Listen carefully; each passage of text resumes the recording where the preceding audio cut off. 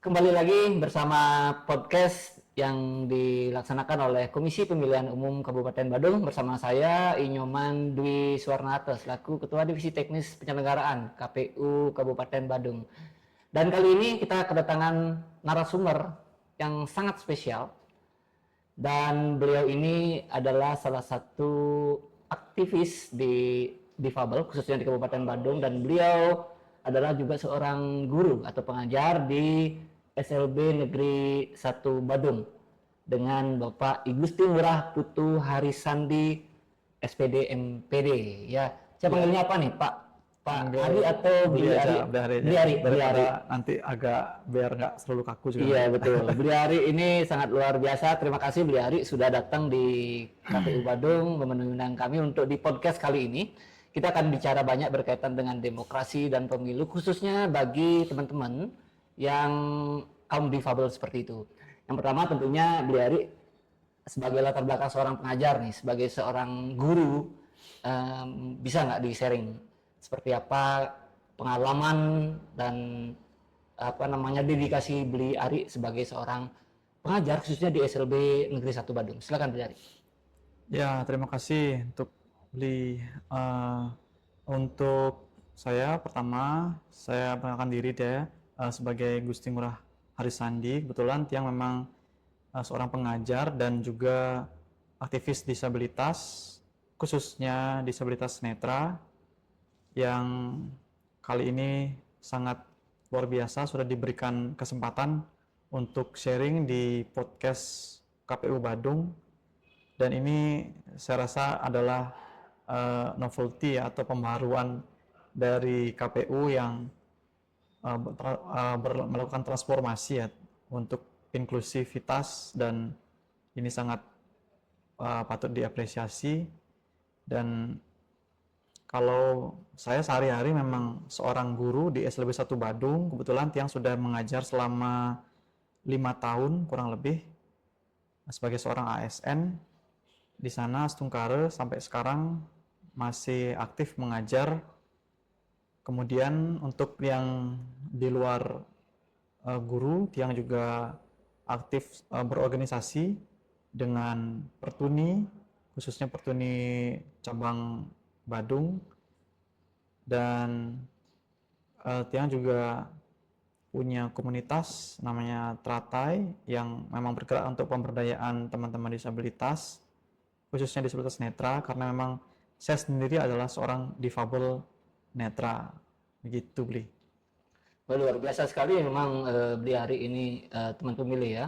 Karena selain beliau juga tadi disampaikan sebagai staf pengajar di SLB 1 Negeri Badung ya, SLB Negeri 1 Badung, Ya, beliau juga banyak aktivitas di Pertuni, di berbagai kegiatan-kegiatan yang menyangkut kaum difabel khususnya di tunanetra beliau. ya. Dan dalam proses mengajar seperti itu yang berada di organisasi Pertuni seperti itu, ada nggak hal yang menarik atau tantangan utama yang dirasakan ketika memberikan atau mentransformasi ilmu kepada mereka? Tantangan untuk dalam hal mengajar berarti? Mengajar, betul, mengajar tunanetra Eh, seperti itu. Iya, kebetulan sekolah Tiang itu bukan sekolah yang khusus tunanetra, tapi sekolah yang menerima seluruh jenis kedisabilitasan. Jadi ada Oke. yang intelektual disabilitas, terus ada yang tunarungu wicara, ada yang disabilitas fisik, motorik, lalu juga autism dan juga netra gitu. Dan mayoritas di sekolah Tiang itu banyak siswa dengan hambatan intelektual. Jadi mereka yang mengalami perlambatan perkembangan IQ. Jadi awal pertama saya ngajar itu mengajarnya teman-teman dengan disabilitas intelektual, bukan netra justru. Oke. Nah, itu sangat tantangan baru dalam perjalanan saya, karena bagaimana saya seorang disabilitas netra untuk bisa mengajar anak-anak yang tidak mengalami hambatan penglihatan, atau mereka secara fisik itu tidak terlihat gitu, tapi secara intelektual baru mereka bisa ketahuan ketika kita meminta mereka untuk membaca, menulis, untuk interaksi. Nah, itu sangat-sangat challenging yang baru buat saya waktu itu ya, pertama kali. Apalagi zaman saya masuk tuh masih pandemi, jadi masih by online, jadi nggak bertemu langsung gitu. Betul. Nah, tapi justru plusnya adalah waktu kita daring itu saya justru lebih mudah untuk mengoreksi tugas-tugasnya anak-anak karena mereka mengirimnya dalam bentuk dokumen file, bukan tulisan tangan. Nah, terlepas mereka dibantu oleh orang tua ataupun saudara dan siapapun, eh, itu saya lebih bisa menghandle secara gini ya, tugas-tugas ya. Tapi kalau pas secara offline, nah itu tantangan baru lagi kepada saya untuk bagaimana saya bisa menghandle mereka dengan eh, tidak menggunakan file. Jadi menggunakan kertas biasa dengan buku-bukunya. Nah itu eh, untungnya di era digital seperti sekarang ini banyak aplikasi-aplikasi yang sangat membantu teman-teman netra yang bisa membacakan visual secara kayak mengubah visual menjadi audio. Nah, itu salah satunya dengan aplikasi Be My Eyes namanya. Jadi kita bisa melihat tulisan walaupun kita tidak mampu melihat, kita kayak semacam scanning lalu akan terbacakanlah oleh screen reader di HP, itu akan terbaca gitu. Ya, apa yang ditulis anak-anak ataupun siapapun lah. Itu yang biasanya saya andalkan untuk di kelas saya gitu awal-awalnya. Iya, memang teman pemilih sesuatu yang diajarkan atau mengajar kepada teman-teman yang punya keterbatasan kaum difabel seperti itu memang tantangan tersendiri beliau ya. Iya, Tantangan sangat. tersendiri beliau sebagai seorang pengajar ketika kita ingin mentransformasi, apalagi beliau ini juga salah satu penyandang disabilitas tunanetra khususnya, Iya, ketika mengajar yang sebenarnya mereka tidak ada apa namanya yang tadi disampaikan hambatan visual. hambatan fisik seperti itu. Iya. Nah ini sangat luar biasa memang. Kita perlu apresiasi kepada beliau-beliau seperti ini. Dan kita kembali ke kami di Komisi Pemilihan Umum, Bliari. Nah bagaimana sekarang pandangan Bliari terhadap proses demokrasi, khususnya bagi mereka-mereka termasuk tadi yang disampaikan inklusivitas terhadap kaum Iya. difabel. Apa yang menurut pandangan Bliari proses demokrasi yang sudah kita lakukan khususnya di Kabupaten Bandung ini? Silakan Bliari. Kalau topik tentang demokrasi ini agak gini ya, eh, semacam masih banyak yang butuh kita tingkatkan ya. Dan tapi saya perlu menggarisbawahi eh, proses demokrasi ini kan artinya harusnya melibatkan semua tanpa terkecuali gitu. Apalagi membawa isu inklusivitas itu memang jargonnya adalah no one left behind gitu. Jadi tidak ada yang boleh tertinggal siapapun, termasuk teman-teman dengan disabilitas. Uh, Secara pengalaman saya sendiri itu saya sebenarnya harusnya sudah terlibat dalam pemilu itu di tahun 2014 pertama kali. Nah, Ya, ya. tapi berhubung waktu itu saya transisi dari kuliah SMA menuju kuliah, kebetulan saya kuliahnya di luar Bali, jadi saya tidak bisa mengikuti pemilu itu karena saya sudah berada di kota Malang waktu itu kan, kebetulan saya di Malang kuliahnya, dan saya baru benar-benar bisa ikut pemilu itu di tahun 2019. Nah, waktu itu juga pas kebetulan lagi libur sekolah, lagi libur kuliah. Akhirnya saya pulang ke Bali. Nah, disitulah pertama kali saya mengikuti proses demokrasi tersebut, dan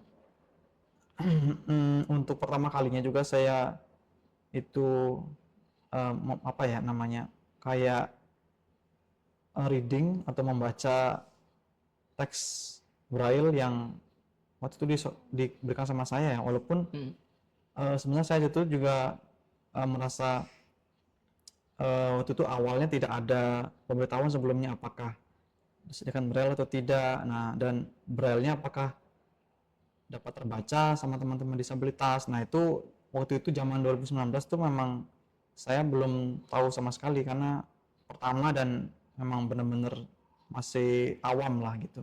Ya. Dan akhirnya di tahun 2024 yang lalu ada pesta demokrasi kembali, dan saya berkesempatan untuk menjadi salah satu finalis apa namanya Panelis, panelis sorry panelis, panelis betul. ya panelis di debat Bupati Badung, dan ini hal yang benar-benar baru gitu. Yep. Kemungkinan di Bali baru saya pertama kali yang jadi panelis orang disabilitas, yang menjadi panelis tuh baru saya ya, setahu saya ya sejauh ini Iya, gitu. ya. Karena saya yang tahu, saya kemarin-kemarin tuh hanya jadi relawan yang sempat saya tahu teman-teman saya. Iya, Nah, itu loh. iya betul teman pemilih. Kita flashback kembali berkaitan dengan apa yang kita laksanakan di KPU Kabupaten Badung pada saat pemilihan kepala daerah 2024 kemarin di 27 November, yang sebelumnya ada masa tahapan kampanye. Di bagian tahapan kampanye ini kita ada debat dan kita melibatkan Pak Ari Sandi ini atau Bli Ari ini sebagai salah satu panelis pada waktu itu. Apa pengalaman yang menarik Bli Ari ketika Bli Ari dipercaya oleh kami KPU Kabupaten Badung untuk menjadi salah satu panelis pada saat itu? Apa proses dan dinamika yang Bli Ari rasakan pada saat itu? Silakan. Ya, tentunya hal ini sangat-sangat eh, saya sangat-sangat tertarik dan ingin sekali bisa berpartisipasi. Kebetulan ada kesempatan itu. Awal pertama kali saya ditawari ini memang saya agak sedikit, wah kok ini hal yang baru ini gitu. Saya mendapat kesempatan dan saya iakan hal itu. Sebenarnya walaupun saya masih sangat apa, mungkin saya masih banyak teman-teman yang jauh lebih lebih apa ya, lebih expert dari saya, tapi ini kesempatan datang ke saya sendiri dan saya akhirnya menyanggupi hal tersebut, dan sangat luar biasa ketika saya terlibat dalam sesi panelis tersebut, dan banyak hal-hal baru yang saya pelajari yang selama ini belum saya tahu, bagaimana uh, pemilih disabilitas, data mereka seperti apa sih untuk manage-nya, dan bersama para panelis-panelis lainnya. Dan saya merasa agak-agak merasa apa ya namanya ya, mungkin bisa dikatakan kurang pede sendiri karena yang lainnya tuh pada doktor, profesor, sementara saya tuh cuma seorang guru gitu, seorang guru di SLB gitu. Jadi bener-bener ini kayak saya masuk ke tingkat S3 tapi saya masih SMA gitu modelnya. Tapi dari gini Pak Ari, Beli Ari ya, ketika kita menampilkan sosok seorang Beli Ari yang notabene penyandang difabel di publik, seperti di ruang publik, ruang Ya, tahapan ya. demokrasi seperti itu, apresiasi banyak kita dapatkan dari masyarakat, termasuk respon-responnya sangat positif tentunya.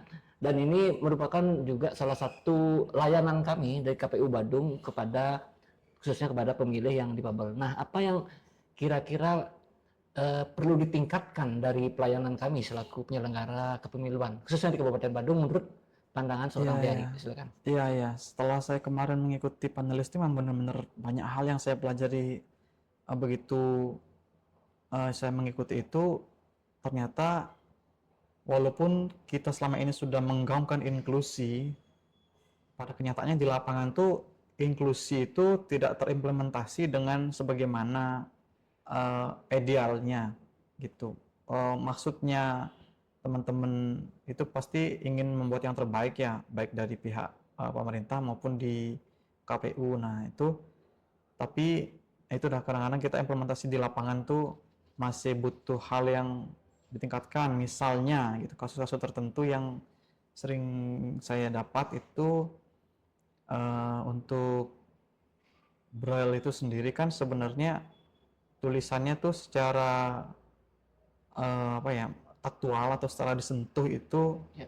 memiliki struktur yang harus bakunya sekian, nah sekian sekian jaraknya harus sekian. Nah itu juga yang patut diperhatikan karena satu titik saja bisa beda, artinya bisa beda kalau di Braille itu Betul. gitu. Ya. Jadi kesalahan satu titik saja itu bisa beda arti gitu kalau di Braille. Nah kemudian yang kedua, aksesibilitas menuju bilik suara mungkin ya juga yang Oh ya. butuh diperhatikan, agar bisa gimana cara diakses oleh kursi roda, Ya. jarak space-nya seberapa. Dan untuk saya pribadi kan kemarin itu saya juga kebetulan ikut nyoblos ya, itu di tempat TPS saya yang saya di nyoblos itu masih belum ada braille-nya waktu itu di TPS saya. Nah Ya. kebetulan waktu itu Banjar saya lagi direnovasi, jadinya harus pindah tempat saya gitu. Oh, oke. Renovasinya jadinya harus di tempat yang berbeda gitu. Ya, ya, ya. Nah, itu terus eh, komunikasi isyarat. Nah, komunikasi isyarat ini juga butuh, dan isyarat itu kan bahasa yang sebenarnya saat-saat ini tuh memang sangat dibutuhkan ya, karena teman-teman tuli itu kan mereka sangat mengandalkan isyarat untuk komunikasi. Dan itu juga harus petugasnya harus ada yang minimal bisa Bahasa isyarat. iya, yang bisa menghandle mereka gitu. Oke. Karena gini, Bli, kalau pengalaman saya, Mhm. kita sebagai orang yang bisa mendengar, bisa berbicara seperti ini, bisa berbicara dengan struktur yang benar, Kak. Tapi kalau teman-teman tuli itu biasanya kebalik-balik. Jadi kalau Oke. kita tidak terbiasa ngobrol sama mereka, kita nggak ngerti maksudnya apa ya. Mereka juga nggak ngerti maksud kita apa ya. Kalau kita sudah dengan cara yang benar ngomongnya sebenarnya gitu. Iya, betul, betul, Karena betul. akan terjadi salah paham di sana gitu. Itu yang sering saya alami ya. Apalagi dengan orang yang tidak ngerti sama sekali bahasa isyarat, akan jauh lebih terjadi diskomunikasi jadinya nanti gitu. Ya. Nah, itu sih yang butuh butuh apa ya? Butuh peningkatan ya, ibaratnya yang butuh diperhatikan gitu Ya, mungkin ini akan menjadi catatan buat kita sebagai penyelenggara pesta demokrasi khususnya di Iya. Kabupaten Badung, bahwa ada 3 catatan yang diberikan oleh Bli Ari tadi. Yang pertama berkaitan dengan aksesibilitas, Iya, yang aksesibilitas. untuk kaum disabilitas, akses kursi roda seperti itu ya. Iya, kursi roda. Yang kedua berkaitan dengan braille tadi, Iya. ya karena ada kode-kode tertentu Bli ya. Ketika Iya. salah aja posisi kodenya itu akan memberikan arti yang berbeda Iya, itu dari iya, bank. memang beda jadinya nanti. Betul. Yang ketiga tentunya yang tadi terakhir berkaitan dengan apa, partisipasi dari mereka, Teman-teman tuli. teman-teman tuli tadi, Iya. ya bagaimana kita bisa melibatkan mereka, Mm. bisa biar tahu di penyelenggara itu, ya minimal tahu lah kode-kodenya yang ingin mereka maksudkan seperti itu ya. Iya, karena mereka biasanya punya apa ya, punya isyarat tersendiri untuk hal tertentu, misalkan untuk ngomong A, misalkan isyaratnya ini loh, kalau ngomong B isyaratnya gini. Nah, itu. Betul, betul. Dan itu hanya orang-orang yang mengerti bahasa isyarat yang tahu gitu. Secara mimik wajah mungkin mereka bisa ya, kalau mereka yang bagus, ibaratnya yang bisa membaca ekspresi wajah, tapi kan nggak semua teman-teman tuli mempunyai kemampuan yang sama gitu. Iya, betul. Nah, itu dah yang kemarin saya temui itulah. Iya. Dan kalau boleh gini sih saya usulkan, misalkan diadakan simulasi untuk teman-teman itu Di awal. sebelum terjadinya pemilu. Jadinya saat pemilu kan sudah siap nih, sudah ready. Oh, berarti harus ini. Sosialisasi juga huruf braille juga gitu. Huruf braille sudah benar nggak ini kalau gini tulisannya? Apakah ada yang diperbaiki atau enggak? Nah, setelah sudah fix, pakailah standar itu. Jadinya supaya nanti pemilih juga merasa nyaman. Kan kita pemilu kan pasti harus luber gitu ya. Apa istilahnya luber kan? Luber jurdil. Nah, ketika kalau kita dicoblosin sama orang kan nggak luber lagi jadinya. Betul. Nah, itu kan jadinya mencoreng arti luber itu sendiri jadinya gitu. Ketika kita dibantu, walaupun itu saudara kita sendiri kan. Ya, artinya catatan ini penting sekali teman pemilih, bahwasanya memang benar apa yang dikatakan oleh Bli Ari tadi. Kalau simulasi secara umum kita memang melaksanakan simulasi sebelum hari pencoblosan atau hari pemungutan suara itu. Tapi kita memang perlu memberikan simulasi ketika kita mendata pemilih atau pemilih yang ada difabel di TPS tersebut, kita lakukan simulasi terhadap mereka. Ini bagus sekali masukannya. Dan terima kasih Bli Ari sudah memberikan masukan yang luar biasa. Karena tadi statementnya sangat bagus nih teman pemilih. No one left behind. Ya. Tidak ada orang yang kita tinggalkan di belakang. Bahwa mereka-mereka ini yang kaum difabel ini juga perlu kita libatkan lebih banyak, baik itu selaku penyelenggara atau bahkan mereka sebagai orang yang bisa memberikan sosialisasi ketika mereka sudah kita berikan informasi yang jelas berkaitan dengan keterlibatan mereka gitu. Nah, mungkin satu hal yang penting Bli Ari, bagaimana Bli Ari sebagai seorang guru dan staf pengajar memberikan motivasi kepada mereka agar bisa mereka ini betul-betul menjadi bagian dalam pesta demokrasi ini, atau bahkan bisa menjadi penyelenggara atau terlibat langsung sebagai dalam proses demokrasi ini. Bagaimana motivasi yang biasanya Bli Ari berikan kepada mereka? Silakan. Iya, kalau saya pribadi ya, ini selalu saya sisipkan di dalam kelas saya. Jadi demokrasi itu kan salah satu wujud partisipasi masyarakat, dan dimana kita teman-teman disabilitas juga bagian dari masyarakat tersebut gitu. Jadi ketika kita terlibat, artinya kan kita sudah menjalankan apa yang sebenarnya kita harus jalankan gitu. Dalam hal ini kan untuk pemilu ya, demokrasi tersebut.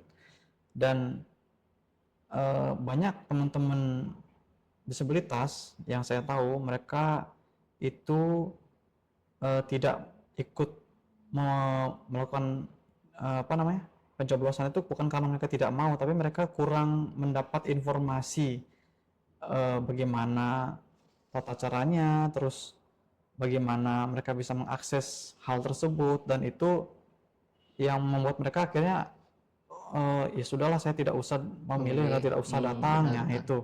Padahal itu kan menjadi hak mereka juga kan gitu, hak hak, Betul. hak dari demokrasi tersebut.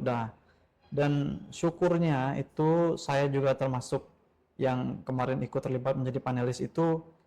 Selain saya bisa terlibat langsung, saya juga bisa memberikan pandangan-pandangan saya, dan juga khususnya untuk para pasangan calon waktu itu ada membuat pertanyaan kan, saya juga saya terlibat langsung membuat pertanyaan dan yang spesifik untuk kepada teman-teman disabilitas, bagaimana sih pandangan para calon-calon pemimpin di kedepannya dalam apa namanya program ya, namanya program mereka. Nah itu sangat-sangat apa ya, saya benar-benar antusias membuat itu karena itu saya bisa tahu bagaimana sih pandangan mereka tentang disabilitas, apakah mereka menganggap disabilitas itu bagian dari masyarakat ataukah hal yang apa ya, hal yang berbeda dari masyarakat umumnya, atau seperti apa. Itu perlu saya dapatkan karena penting sekali untuk mengetahui hal tersebut, karena tidak akan terjadi inklusi kalau kita berada di lingkungan atau di dalam sistem yang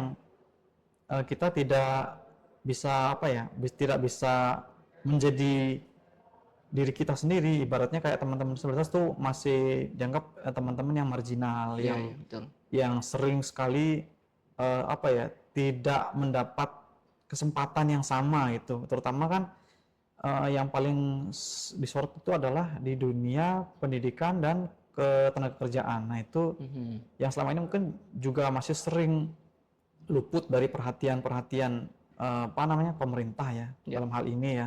Walaupun sudah ada undang-undangnya sebenarnya kan, sudah ada undang-undang yang sudah memberikan ruang sebenarnya, sudah dan perdanya ada. Nah sekarang bagaimana cara mengimplementasi hal tersebut, dan teman-teman disabilitas tuh inginnya tidak untuk dikasih apa ikan terus, tapi ibaratnya dia harus punya kail. Gimana cara kita bisa bereffort untuk mandiri secara ekonomi, secara pendidikan juga kita bisa mendapat yang layak walaupun kita disabilitas. Nah itu juga hal-hal penting yang kemarin juga saya sempat ajukan pertanyaan tersebut, dan dia langsung merespon hal tersebut ya gitu, Li. Ya, luar biasa memang cara pandang dari beliau hari ini, bahwasanya ketika betul keterlibatan beliau ini pada saat sebagai panelis memberikan pandangan, mempertanyakan pandangan dari kedua pasangan calon pada saat itu. Nah sekarang pasca pemilihan, apa yang dirasakan dari kebijakan pemerintah Kabupaten Badung pasca pemilihan ini terhadap khususnya kaum difabel? Silakan. Iya, yang kemarin saya tahu itu programnya kan ada memberikan semacam stimulus ya, stimulus untuk kaum teman-teman disabilitas. Kalau nggak salah itu per bulan ya, 1 juta kalau nggak salah itu. Nah, kemarin saya sempat didata ya oleh klien tempat saya itu, dan untuk kedepannya saya belum tahu nih karena hal tersebut belum specifically saya dapat. Dan selanjutnya ada home care, kalau nggak salah home care saya sempat juga tuh dapat info, dan kemungkinan akan diimplementasikan tahun depan ya. Nah itu katanya tahun depan, cuma saya belum tahu skemanya seperti apa dan bagaimana. Kebetulan kan kemarin juga sangat gencar efisiensi, jadinya banyak orang yang ngeplan A harus berubah lagi nih plannya nih gitu. Karena efisiensi ini jadinya ya termasuk kena juga kan teman-teman disabilitas. Kan kemarin juga heboh juga tuh, yang jangan pun di Bali ya, di luar Bali pun juga sama seperti itu. Ya mudah-mudahan dari apa yang beliau sampaikan tadi berkaitan dengan kesetaraan ya, kesetaraan dari teman-teman kaum difabel, baik itu di ruang lingkup ketenaga kerjaan, keterlibatan mereka dalam proses diterima dalam sebuah pekerjaan itu biar tetap sama, walaupun tadi disampaikan ada perdanya segala macam, tapi masih ada juga yang yang belum sepenuhnya mentaati peraturan Iya, tersebut gitu ya. betul, betul beli. Dan saya tambahkan lagi, ada kemarin juga programnya untuk memberikan pelatihan ya, pelatihan keterampilan Ya, kerja untuk teman-teman disabilitas. Nah, itu juga mungkin butuh dispesifikan pelatihan kerjanya tuh untuk yang seperti apa, karena itu harus relate sama industri yang ada. Karena kalau kita betul, menerima pelatihannya tidak sesuai dengan kebutuhan di dunia kerja, kan juga nggak ada hasilnya nanti gitu. betul. Nah, itu harus dilihat juga, kalau bisa kerjasama lah antara penyedia kerja dan pemerintah untuk memberikan pelatihan yang sesuai. Ya, Jadi setiap disabilitas juga mempunyai kemampuan yang berbeda kan. ya, Netra dengan misalkan kemampuannya di mana dia lebih spesifik di audio misalnya, terus ada teman-teman tunarungu lebih spesifik di visual, jadi mereka bisa desain mungkin atau yang apa florist atau macam-macam. Nah, ya, ya. itu butuh butuh disinkronisasi dengan penyedia kerja gitu, Bli. Kalau menurut saya ya. Iya, Jadi betul. tidak hanya semata-mata memberikan pelatihan gitu, agar tidak mubazir juga kan, udah mengeluarkan anggaran, terus tidak ada faedahnya kan, juga kan sayang sekali kan gitu. Betul, betul, betul.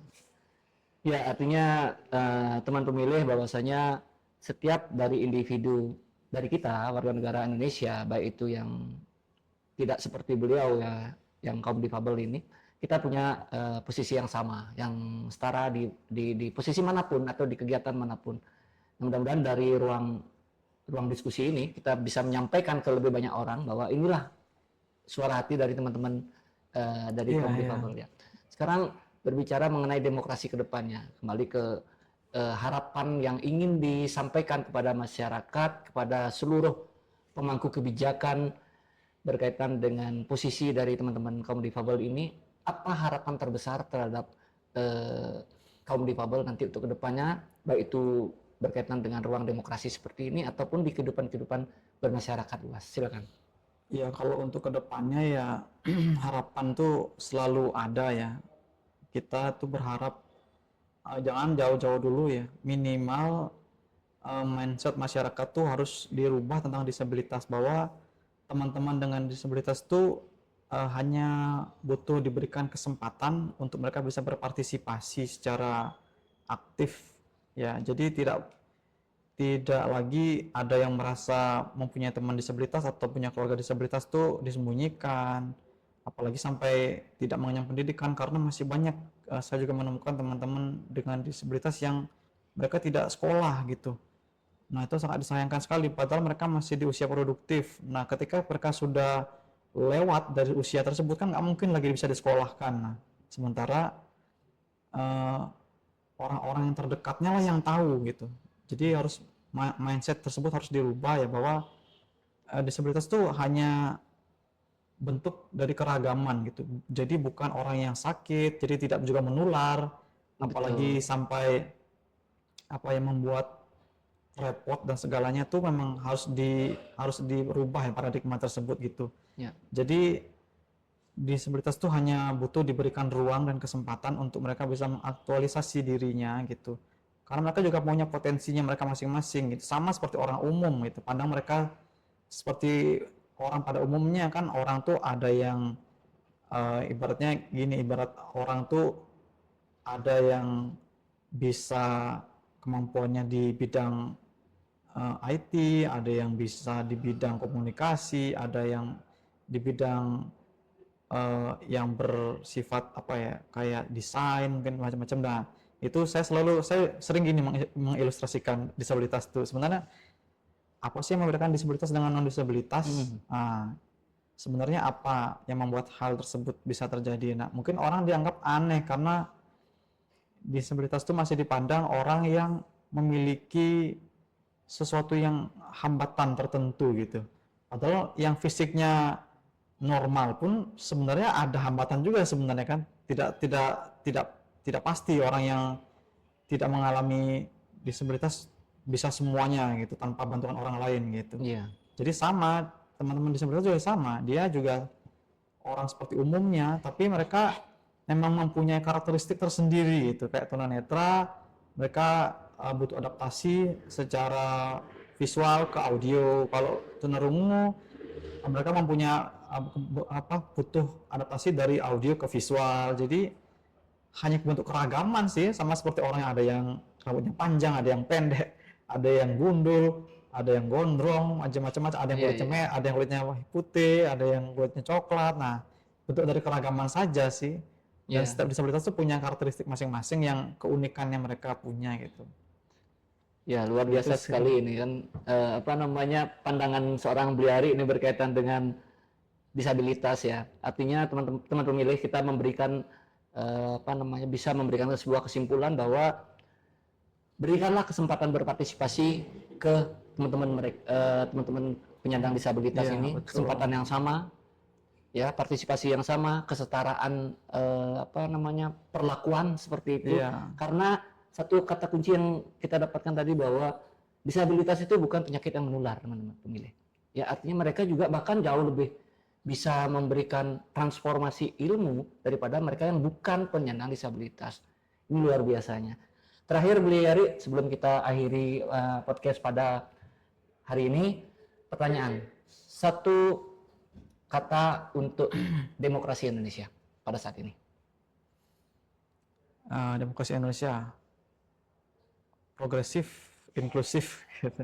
Dua kata jadinya ya. Progresif, oke, dua kata, progresif dan inklusif. Itu harapannya yang luar biasa dari Bliari.